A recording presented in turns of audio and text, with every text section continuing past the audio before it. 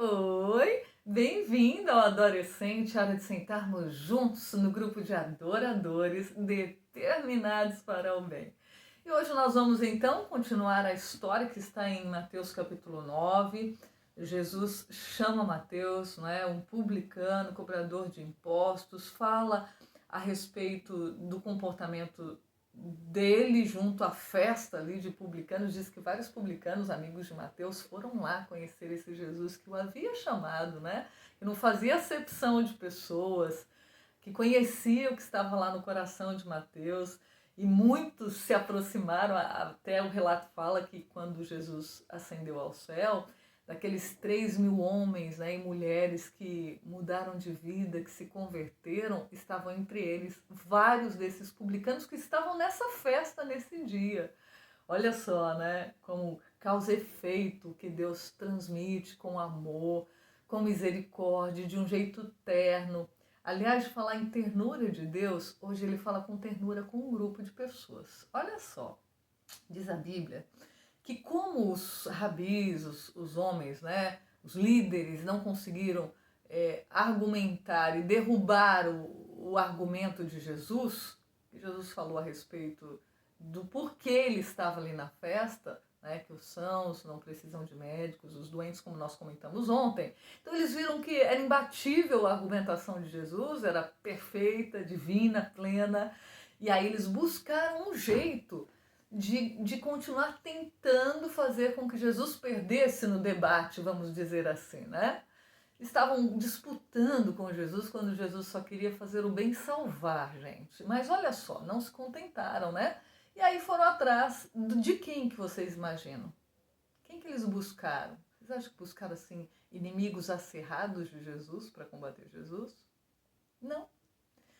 Diz que eles foram, olha só, vieram depois os discípulos de João e lhe perguntaram. Diz que os rabis foram atrás dos discípulos de João Batista, que nessa época em que Jesus chamou Mateus, esteve na festa com ele e os amigos, João Batista estava preso.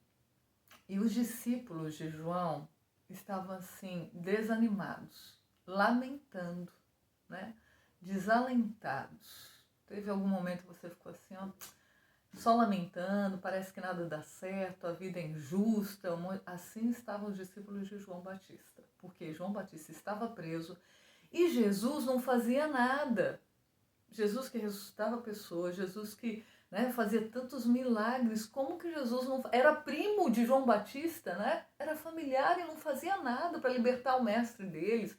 Então, eles estavam desanimados e chateados com Jesus. Mas os rabis nem eram amigos deles. Eles eram inimigos, nem gostavam dos discípulos de João e nem de João Batista, porque João Batista corrigia os erros, falava que estava errado, e eles não gostavam, como muita gente não gosta, e às vezes a gente não gosta também. Quando faz algo errado e alguém corrige, causa um mal-estar. Quando o Espírito Santo fala, você está errada, você está errado, porque ele ama de verdade, mas muita gente endurece o coração, fica resistente, A gente tem que pedir para Deus amolecer o nosso coração. Errei, como Davi falou, pequei contra o Senhor, O filho pródigo, eu não sou digno, entendeu? Assumir o nosso erro quando Deus nos mostra. Mas eles não, resistiram e foram atrás dos discípulos de João. E olha o problema, olha a polêmica que eles começaram a querer criar. Diz que eles perguntaram, versinho 14 do capítulo 9 de Mateus.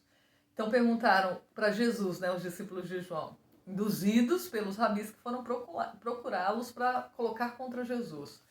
Por que jejuamos nós e os fariseus, muitas vezes, ainda falou deles, e teus discípulos não jejuam?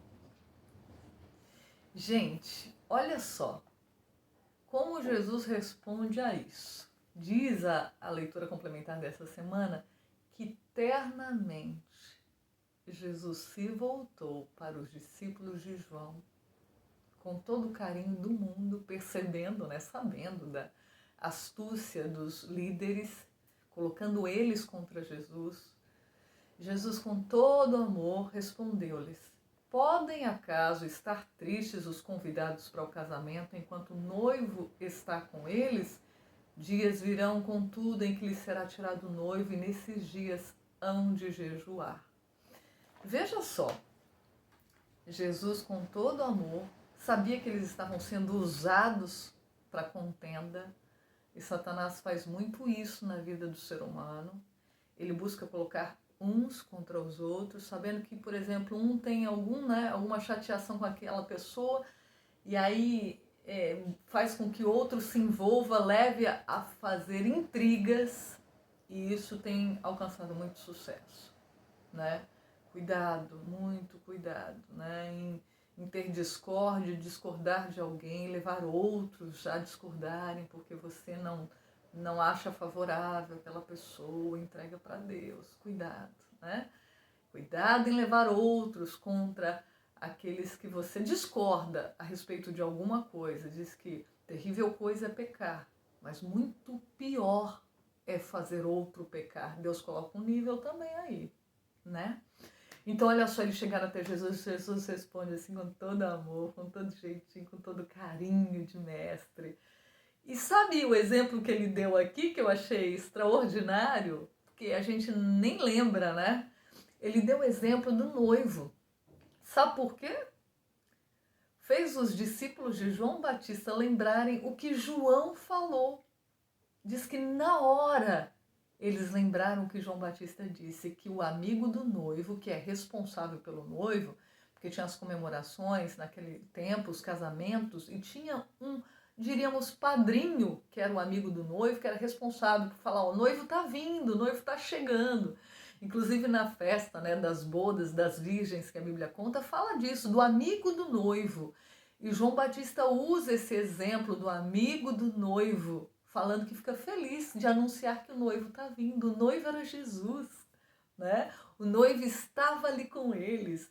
E por que eles iam ficar contristados? Por que eles iam jejuar? Por que eles iam, né, se abater? Quando estava ali o noivo presente. Lembraram, sabe? E acalmou o coração deles. Viram que ele era o noivo. Relembraram que ele era o noivo, né? Eles entenderam especificamente a explicação de Jesus. E Jesus estava sendo contra o jejum, gente? Como pode? A gente relembra, né, mais uma vez, Jesus não pode ser contra aquilo que ele instituiu. Lembra que Jesus jejuou 40 dias no deserto? Ele estaria atacando o jejum aqui? Não faz sentido. Ele estava dizendo que naquele momento eles estavam comemorando, estavam em alegria porque o noivo estava junto. Mas haveria um momento em que o noivo seria tirado e aí eles precisavam enfrentar aflições mais duras. E aí eu lembrei, né? A Bíblia fala que há situações em que as trevas, o mal só é vencido através de jejum e oração. Gente, os fariseus estavam fazendo jejum, que é uma coisa boa, pelo motivo errado. É isso que Deus reprova na Bíblia. Você fazer uma coisa certa com a motivação errada. Diz em Isaías, né, você pode acompanhar na sua Bíblia, Isaías 58, versos 4 e 5, que, por exemplo, eles jejuavam para poder pedir para Deus ajudar eles serem melhores uns que os outros nas contendas, nas discussões, nos debates. Para o eu aparecer. Você entende? Jejuava para se aparecer. Inclusive jejuavam 2 vezes na semana para dizer que eles, né, eles faziam isso, estavam em contrição com Deus, e de contrição não tinha nada. Você entende? Deus aprova o jejum, né? Inclusive eu vou deixar aqui na descrição do vídeo o link de um outro vídeo que fala sobre o prêmio Nobel de um bioquímico, se não me engano.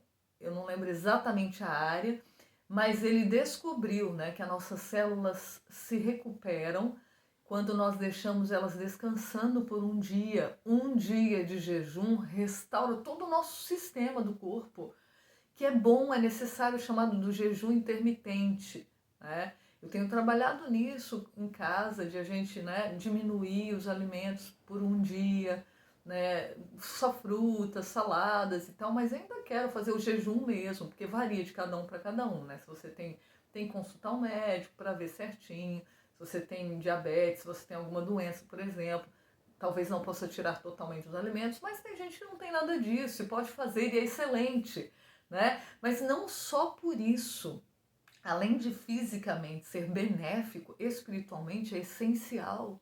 Deus fala em momentos de aflições, diz que eles estariam enfrentando autoridades do mundo, né, contra Deus, contra a fé, estariam enfrentando chefes dos reinos das trevas. Nós estamos em um momento sério espiritualmente falando, né?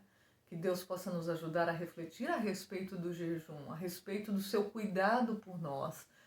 E eu sinto quando jejuo a diferença que faz espiritualmente, a comunicação com Deus, o afastar das trevas da nossa vida. Que Deus possa nos ajudar, né, nesse discernimento. Diz que Jesus não repreendeu os discípulos de João por não entenderem o que era de fato o jejum, o objetivo do jejum, mas falou com carinho, porque naquele momento eles precisavam entender que estar com Jesus era o melhor alimento, satisfaz a alma, né? E quando a gente jejua, a gente se liga também a Jesus, o nosso pão, a nossa vida, né? A gente renuncia àquela fome maluca dentro de nós e aí pedimos para que Deus nos dê discernimento, Ele dá orientação, Ele abençoa, né? Esse sacrifício saudável, sacrifício de afastamento do mal e prioridade ao Senhor. Deus nos abençoe. Vamos orar? Convido você a orar comigo. Bondoso Deus, bendito Pai, obrigada porque o Senhor fala com carinho terno para a gente hoje também. O Senhor sabe falar, nos ensina a falar também. A hora de sermos severos, a hora de sermos amáveis, o momento para cada coisa e, acima de tudo, que os teus filhos pensem com carinho a respeito do jejum, que em momentos de aflições, de embate contra as trevas que nos cercam, nos rodeiam com mais intensidade nos dias em que vivemos, que nós possamos recorrer ao Senhor com os métodos teus. Talvez a gente nem compreenda completamente a questão do jejum, mas se o Senhor disse que é assim, é assim. Há uma luta entre o bem e o mal e que o nosso coração coloque o Senhor em primeiro lugar e não a comida, não o alimento. Não seja o alimento nosso Deus, mas o Senhor. Guarda-nos em teus braços, é o que nós te pedimos, com o teu poder, para resistirmos ao mal com a tua força. É o que nós rogamos e agradecemos o noivo conosco. Em nome de Jesus. Amém. Fica por aqui o Adorecente de hoje, lembrando de compartilhar o amor de Deus para outras pessoas. Não se esqueça que juntos somos adoradores determinados para o bem. Que assim seja. Até a próxima. Tchau, tchau.